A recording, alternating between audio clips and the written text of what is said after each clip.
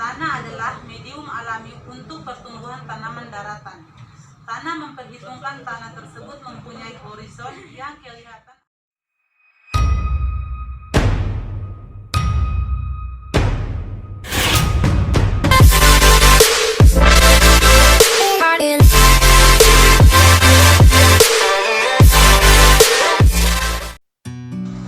Salam, assalamualaikum warahmatullahi wabarakatuh. Salam sejahtera untuk kita semua. Selamat pagi. Di sini kami dari kelompok 2 akan mempresentasikan hasil kerja kami dari mata kuliah dasar-dasar ilmu tanah dengan judul Sifat Kimia Tanah.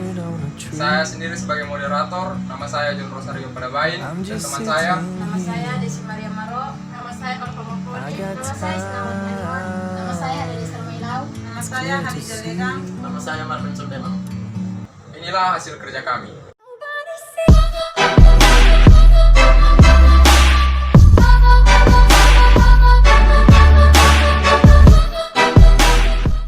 Baik, saya akan mempresentasikan hasil kerja kami yang berjudul Sifat Kimia Tanah. Bab 1, pendahuluan A, latar belakang. Kata tanah seperti banyak kata umum lainnya mempunyai beberapa pengertian. Dalam pengertian tradisional, tanah adalah medium alami untuk pertumbuhan tanaman daratan. Tanah memperhitungkan tanah tersebut mempunyai horizon yang kelihatan atau tidak. Pengertian ini masih merupakan arti yang paling umum dari kata tersebut. Dan perhatian yang terbesar pada tanah terpusat pada pengertian ini. Orang yang menganggap tanah adalah penting oleh karena tanah mendukung kehidupan tanaman yang memasuk pangan, serat, dan obat-obatan. Berbagai keperluan lain, manusia juga mampu menyaring air serta mendaur ulang limbah. Tanah menutupi permukaan bumi sebagai lapisan yang sambung menyambung. Terkecuali pada batuan tandus, pada wilayah yang terus-menerus membeku atau tertutup air dalam, atau pada lapisan es terbuka suatu gletser. Dalam pengertian ini, tanah memiliki suatu ketebalan yang ditentukan oleh kedalaman akar tanaman. Tanah merupakan suatu benda alam yang tersusun dari padatan bahan mineral dan bahan organik, cairan dan gas, yang menepati permukaan daratan, menepati ruangan, dan dicirikan oleh salah satu atau kedua berikut. Horizon-horizon atau lapisan-lapisan yang dapat dibedakan dari bahan asalnya sebagai hasil dari suatu proses penambahan, kehilangan, perpindahan, dan transformasi energi dan materi, atau berkemampuan mendukung tanaman berakar di dalam suatu lingkungan alami, mendefinisikan tanah sebagai suatu sistem 3 fase yang mengandung air, udara, dan bahan-bahan mineral dan organik serta jasad-jasad hidup yang karena mempengaruhi berbagai faktor lingkungan pada permukaan bumi dan kurun waktu, membentuk berbagai hasil perubahan yang memiliki ciri-ciri morfologi yang khas, sehingga berperan sebagai tempat tumbuh bermacam-macam tanaman. Menurut Joe dan Marbut 1949, 2 orang ahli ilmu tanah dari Amerika Serikat, tanah adalah tubuh alami yang terbentuk dan berkembang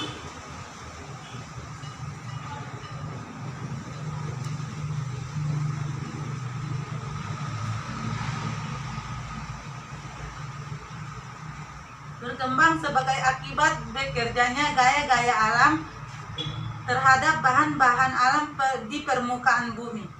Tubuh alam ini dapat berdiferensiasi membentuk horizon-horizon mineral maupun organik yang kedalamannya beragam dan berbeda-beda sifatnya dengan bahan-bahan induk yang terletak di bawahnya dalam hal morfologi, komposisi kimia, sifat-sifat fisik maupun kehidupan biologinya. Ada 3 hal penting yang dari definisi ini. Tanah itu terbentuk dan berkembang dari proses-proses alami. Adanya diferensiasi profil tanah membentuk horizon-horizon. Terdapat perbedaan yang menyolok antara sifat-sifat bahan induk dengan horizon-horizon tanah yang terbentuk, terutama dalam hal morfologi, kimiawi, fisik, dan biologinya. Dharma Wijaya 1990 mendefinisikan tanah sebagai akumulasi tubuh dalam alam bebas, menduduki sebagian besar permukaan planet bumi yang mampu menumbuhkan tanaman dan memiliki sifat sebagai akibat pengaruh iklim dan jasad hidup yang bertindak terhadap bahan induk dalam keadaan relief tertentu selama jangka waktu. Batas atas dari tanah adalah batas antara tanah dan udara, air yang dangkal, tumbuhan hidup atau bahan tumbuhan yang belum mulai terpelapu. Wilayah yang dianggap tidak mempunyai tanah apabila permukaan secara permanen yang dianggap tidak mempunyai tanah. Apabila permukaan secara permanen tertutup oleh air yang terlalu dalam secara tipikal lebih dari 2,5 meter. Untuk pertumbuhan tanaman berakhir, batas horizontal tanah adalah wilayah di mana tanah berangsur beralih ke dalam area-area tandus, bantuan atau es. Batas bawah yang memisahkan dari bahan bukan tanah yang terletak di bawahnya adalah yang paling sulit ditetapkan. Tanah tersusun dari horizon-horizon dekat, permukaan bumi yang berbeda kontras terhadap bahan induk di bawahnya, telah mengalami perubahan interaksi antara iklim, relief, dan jasad hidup selama waktu pembentukannya, biasanya pada batas bawah tanah. B. Rumusan masalah. Yang pertama, apa yang dimaksud dengan sifat kimia tanah? Yang kedua, apa saja sifat-sifat kimia dari tanah? C. Tujuan penulisan. Agar mahasiswa mengetahui apa itu sifat kimia tanah, agar mahasiswa menjelaskan apa saja sifat-sifat kimia tanah. Bab 2 pembahasan. A. Pengertian sifat kimia adalah unsur zat yang terdapat dalam tanah di mana zat kimia tersebut berasal dari zat kimia yang meresap ke dalam tanah dan mengalami penurunan kualitas yang dikarenakan unsur zat kimia tersebut. Pertumbuhan tanaman dipengaruhi oleh sifat-sifat kesuburan tanahnya, yakni kesuburan fisik, kesuburan kimia, dan kesuburan biologis. Kalau kesuburan fisik lebih mengutamakan tentang keadaan fisik tanah yang banyak kaitannya dengan penyediaan air dan udara tanah, maka kesuburan kimia berperan dalam menentukan dan menjelaskan reaksi-reaksi kimia yang menyangkut dalam masalah-masalah ketersediaan unsur hara bagi pertumbuhan tanaman untuk mencapai maksud tersebut.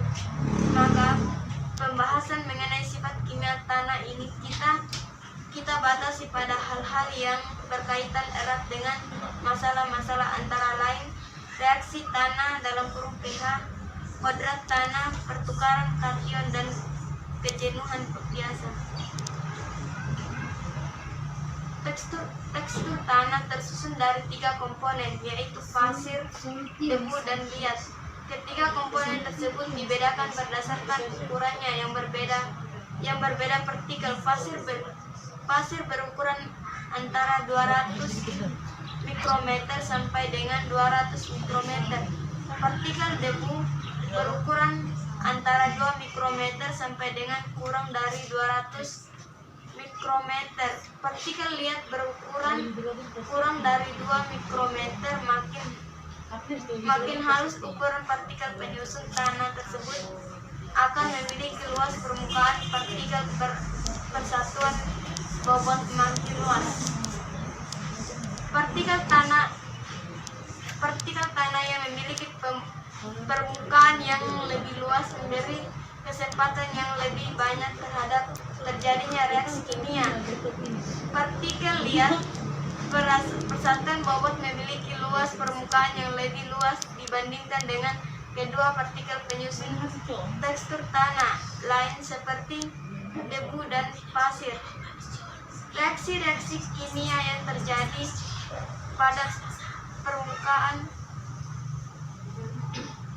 pada permukaan partikel liat lebih banyak daripada yang terjadi pada permukaan partikel debu dan pasir. Persatuan bobot yang sama dengan demikian partikel liat adalah komponen tanah yang paling aktif terhadap reaksi kimia, sehingga sangat menentukan sifat kimia tanah dan mempengaruhi kesuburan tanah. Beberapa sifat kimia tanah yang penting untuk diketahui dan dipahami meliputi: yang pertama, reaksi tanah dalam bentuk tanah. Reaksi tanah menunjukkan sifat keasaman atau alkalinitas tanah yang dinyatakan dengan nilai pH. Nilai pH menunjukkan banyaknya konsentrasi ion hidrogen di dalam tanah. Makin tinggi kadar ion H+, terdapat pula ion OH- yang jumlahnya berbanding terbalik dengan banyaknya ion H+ pada tanah asam. Jumlah ion H+ lebih tinggi daripada ion OH-, sedangkan pada tanah biasa kandungan OH- lebih banyak daripada kandungan H+. Apabila kandungan H+ sama dengan kandungan OH-, maka tanah bereaksi netral yang mempunyai pH sama dengan 7.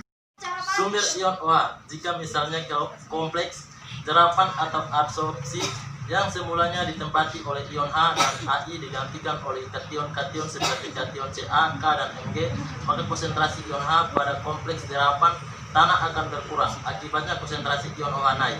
Peristiwa ini dapat dilihat dari reaksi berikut. A+ misel Ca2+ tambah 2 H2O menghasilkan misel H+ tambah 2 Ca2+ tambah 2 OH tambah Ca2+ tambah H tambah H+. Dari reaksi di atas ternyata kation-kation basa mempengaruhi konsentrasi ion OH. Hidrolisis dari misel yang dijenuhi oleh basa menghasilkan ion OH. Sifat penyangga tanah. Reaksi tanah atau pH tidak mudah diturunkan ataupun dinaikkan secara mendadak, karena di dalam tanah ada sifat penyangga pH. Komponen tanah yang mempunyai sifat penyangga ini adalah gugus asam lemah seperti karbonat,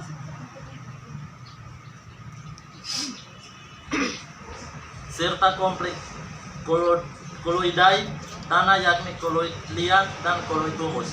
Koloid tanah dikelilingi oleh ion-ion H yang terjerap pada permukaan, dan di pihak lain ada ion-ion H yang tidak dipengaruhi oleh kompleks jerapan tanah, yakni ion H yang berada pada larutan tanah. Ion H yang terjerap dan yang berada di dalam larutan tanah berada dalam keseimbangan. Mekanisme sanggaan dapat dijelaskan berdasarkan sifat disosiasi ion H dari asam koloid lemah. Ion H yang terjerap menghasilkan ion H dalam larutan tanah. Kemasaman cadangan atau kemasaman aktif. Asam lemah ini mempunyai tingkat disosiasi yang lemah, dan sebagian besar dari ion H masih tetap terjerap pada permukaan koloid. Bila suatu tanah masam ingin dinaikkan pH-nya, maka dilakukan pengurapan dan akibatnya reaksi akan beralih ke kanan, di mana ion-ion Ca dari kapur lebih banyak terjerap, tetapi ternyata pH tidak banyak berubah. Hal ini terjadi karena ion-ion H masih banyak terjerap pada koloid tanah. Dengan menambahkan kapur yang lebih banyak lagi hingga cukup untuk membebaskan semua ion H dari kompleks jerapan tanah dan digantikan oleh ion Ca, maka akan terjadilah peningkatan pH tanah yang lebih nyata. Ini berarti kemasaman cadangan telah dinetralkan. Dengan adanya sifat penyangga di dalam tanah, hal ini dapat menjaga penurunan pH yang gratis akibat bertambahnya ion H oleh suatu proses biologis ataupun perlakuan permukaan. Pemupukan. Adanya aktivitas jasad-jasad hidup di dalam tanah atau perlakuan pemupukan yang bersifat asam akan menyumbangkan banyak ion H sehingga reaksi beralih ke kiri. Namun demikian penurunan pH juga tidak nyata. Hal ini juga disebabkan oleh adanya sifat sanggaan tanah tadi. Pertama, pengaruh pH terhadap tanah. Reaksi tanah mempunyai peranan yang penting terhadap ketersediaan unsur-unsur hara, baik hara makro maupun hara mikro. Meningkatnya kelarutan ion-ion Al dan Fe dan juga meningkatnya aktivitas eksotermik tanah sangat dipengaruhi oleh keadaan pH tanah.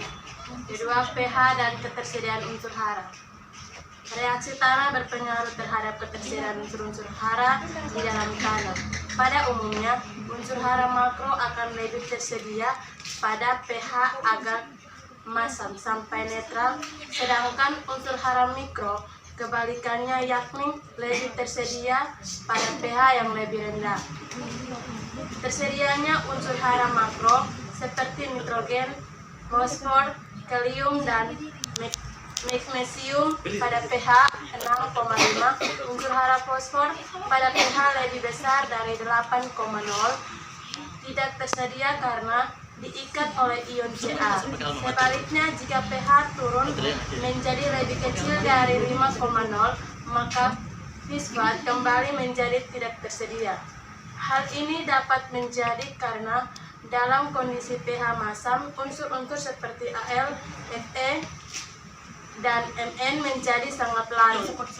Fosfat yang semula tersedia akan diikat oleh logam-logam tadi sehingga tidak larut dan tidak tersedia untuk tanaman. Beberapa tanaman tertentu dapat kekurangan unsur hara mikro seperti Fe dan Mn. Untuk memperoleh ketersediaan hara yang optimum bagi pertumbuhan tanaman dan kegiatan biologis di dalam tanah, maka pH tanah harus dipertahankan pada pH sekitar 6,0 sampai 7,0. Berikut pentingnya pH tanah. Menentukan mudah tidaknya unsur-unsur hara diserap tanaman. Pada umumnya, unsur hara mudah diserap akar tanaman pada pH tanah sekitar netral, karena pH tanah disebut kebanyakan unsur hara mudah larut dalam air. Pada tanah masam, unsur P tidak dapat diserap tanaman karena diikat oleh Al, sedangkan pada tanah alkalis, unsur P juga tidak dapat diserap oleh tanaman karena dilihat oleh Al, sedangkan pada tanah alkalis, unsur P juga tidak dapat diserap oleh tanaman karena diikat oleh Ca, menunjukkan kemungkinan adanya unsur-unsur beracun. Pada tanah-tanah masam banyak ditemukan ion-ion Al di dalam tanah yang kecuali mengikat unsur P yang juga merupakan racun bagi tanaman. Pada tanah-tanah rawa pH terlalu rendah atau sangat masam, menunjukkan kandungan sulfat tinggi yang juga merupakan racun bagi tanaman.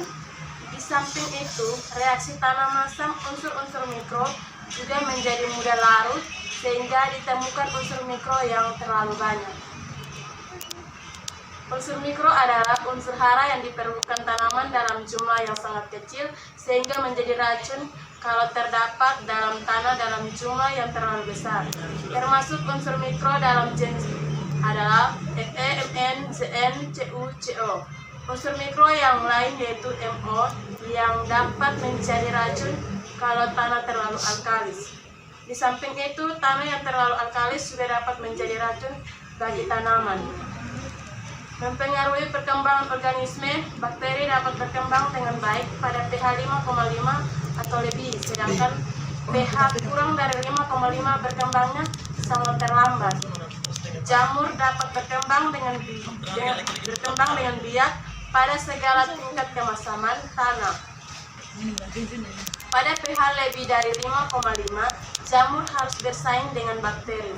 Bakteri pengikat nitrogen dari udara dan bakteri nitrifikasi hanya dapat berkembang dengan baik pada pH lebih dari 5,5. Cara mengubah pH tanah yaitu pada tanah-tanah yang terlalu asam dapat dinaikkan pH-nya dengan cara menambahkan kapur ke dalam tanah, sedangkan tanah yang terlalu alkalis ditambahkan belerang. proses yang menghasilkan kesamaan tanah. Yang pertama, karbon dioksida hasil dari dekomposisi serasa akan terlarut dalam air akan bereaksi dengan molekul air menghasilkan asam karbonat. Asam-asam organik hasil dekomposisi. Yang kedua, H+ yang dilepas oleh akar tanaman dan organisme yang lain. Pada waktu pengambilan hara, prinsip elektroneutrality adalah pengambilan kation oleh akar harus diimbangi dengan pengambilan anion atau dengan pelepasan ion hidrogen atau kation lain.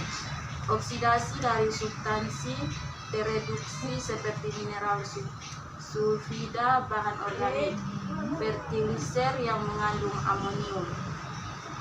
Yang B, proses yang menghasilkan kebebasan tanah. A, reduksi dari feri mangan dan oksidase substansi membutuhkan H+ atau melepas OH- dan meningkatkan pH atau terjadi pada tanah yang reaksinya jelek. Yang kedua, Fe atau OH2 amorf tambah OH- misal Fe OH3 atau amorf tambah ermin. Pengambilan kation oleh akar tanaman, kemudian setelah tanaman mati, maka akan terdeposisi di permukaan tanah. pH tanah dikontrol oleh berbagai mekanisme. Sebagian mekanisme adalah sumber langsung H+ dan atau OH- dan sebagian bekerja dengan bereaksi dengan H+ dan atau OH- untuk buffer pada larutan tanah. Mekanisme tersebut adalah oksidasi dan reduksi besi, mangan dan senyawa sulfur, disolution dan presipitasi mineral tanah, reaksi gas misal CO2 dengan larutan tanah, disosiasi grup asam lemak pada tepi lempung silikat, hidrous oksida atau substansi humus, reaksi ion heksagen. C. Pengelompokan kemasan tanah adalah sebagai berikut. Yang pertama, sangat masam untuk pH tanah lebih kecil 4,5. Yang kedua, masam untuk pH tanah berkisar antara 4,5 sampai dengan 5,5. Yang ketiga, agak masam untuk pH tanah berkisar antara 5,6 sampai 6,5. Keempat, netral untuk pH tanah berkisar antara 6,6 sampai dengan 7,5. Yang kelima, agak alkasil untuk pH tanah berkisar antara 7,6 sampai dengan 8,5. Alkalis untuk pH tanah lebih besar 8,5. B. Kapasitas tukar kation (KTK). Kapasitas tukar kation atau KTK. Pengertian kapasitas tukar kation salah satu sifat kimia tanah yang terkait erat dengan ketersediaan hara bagi tanaman dan menjadi indikator kesuburan tanah adalah kapasitas tukar kation KTK atau Cation Exchangeable Capacity (CIC). KTK merupakan jumlah total kation yang dapat dipertukarkan cation exchangeable pada permukaan koloid yang bermuatan negatif. Satuan hasil pengukuran KTK adalah milikuivalen kation dalam 100 gram tanah atau Me kation per 100 gram tanah. Kapasitas tukar kation KTK menunjukkan ukuran kemampuan tanah dalam menjerap dan mempertukarkan sejumlah kation. Makin tinggi KTK, makin banyak kation yang dapat ditariknya. Tinggi rendahnya KTK tanah ditentukan oleh kandungan liat dan bahan organik dalam tanah itu. Tanah yang memiliki KTK yang tinggi akan menyebabkan lambatnya perubahan pH tanah.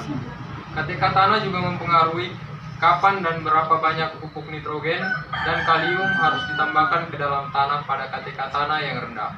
Misalnya kurang dari 5 cmol per kilogram. Pencucian beberapa kation dapat terjadi.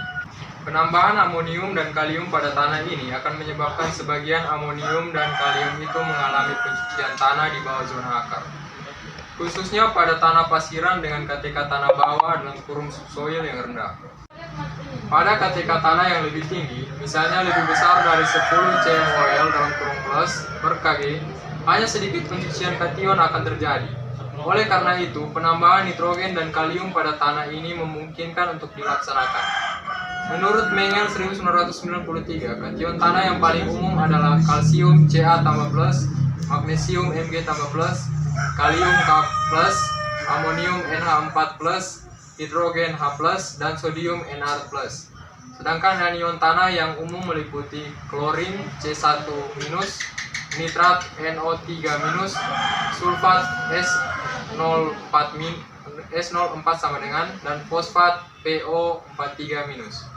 Berdasarkan pada jenis permukaan koloid yang bermuatan negatif, kapasitas tukar kation KTK merupakan sifat kimia yang sangat erat hubungannya dengan kesuburan tanah. Tanah-tanah dengan kandungan bahan organik atau kadar liat tinggi mempunyai KTK lebih tinggi daripada tanah-tanah dengan kandungan bahan organik rendah atau tanah-tanah berpasir. Arjo Wogeno 2003. Nilai KTK tanah sangat beragam dan tergantung pada sifat dan ciri tanah itu sendiri. Besar kecilnya KTK tanah dipengaruhi oleh 1. Reaksi tanah, 2. Tekstur atau jumlah tanah, 3. Jenis mineral liat, 4. Bahan organik, dan 5. Pengapuran serta pemupukan.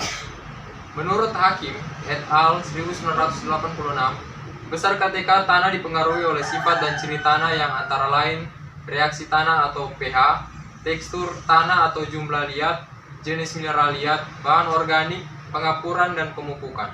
Pada pH tanah yang rendah, KTK tanah akan relatif rendah karena misel liat dan bahan organik banyak menyerap ion-ion H+ atau H13+, kation-kation yang terjerap dalam tanah yang akan dapat dilepaskan dari tanah dan ditukar tempatnya oleh ion-ion H+ yang dilepaskan oleh akar tanaman. Kation-kation yang berupa unsur hara itu kemudian larut dalam air tanah dan diisap oleh tanaman. Kemampuan suatu tanah untuk menjerap dan menukarkan kation disebut kapasitas pertukaran kation, cation exchange capacity. Satuannya cmol per kilogram atau MEQ per 100 gram atau MEQ persen. Nilai KPK tanah bervariasi menurut tipe dan jumlah koloid, mineral lempung, dan organik yang ada dalam tanah. Fenomena jerapan dan pertukaran kation atau anion ini penting dalam kaitannya dengan serapan hara oleh tanaman, kesuburan tanah, retensi hara, dan pemupukan. Yang berikut difusi. Air dan unsur hara yang terlarut di dalamnya disebut larutan tanah atau soil solution. Pada waktu akar tanaman menyerap unsur hara dari larutan tanah, unsur hara yang lain terlarut dalam air bergerak menuju akar tanaman tanpa aliran air tetapi bergerak sebagai akibat hukum difusi, yaitu hukum yang menyatakan bergeraknya suatu zat atau unsur hara dari bagian yang berkonsentrasi rendah. Yang berikut intersepsi akar. Akar-akar tanaman yang terus tumbuh akan terus memanjang menuju tempat-tempat yang lebih jauh di dalam tanah, sehingga menemukan unsur-unsur hara dalam larutan tanah di tempat-tempat tersebut. Panjangnya akar-akar tanaman berarti memperpendek jarak yang harus ditempuh unsur-unsur hara untuk mendekati akar tanaman melalui aliran massa ataupun difusi. Unsur-unsur hara yang telah tersedia di sekitar perakaran tanaman tersebut selanjutnya melalui suatu proses yang khas dapat diserap ke dalam akar tanaman. Proses ini memerlukan energi metabolik dan proses penyerapan unsur hara merupakan proses selektif.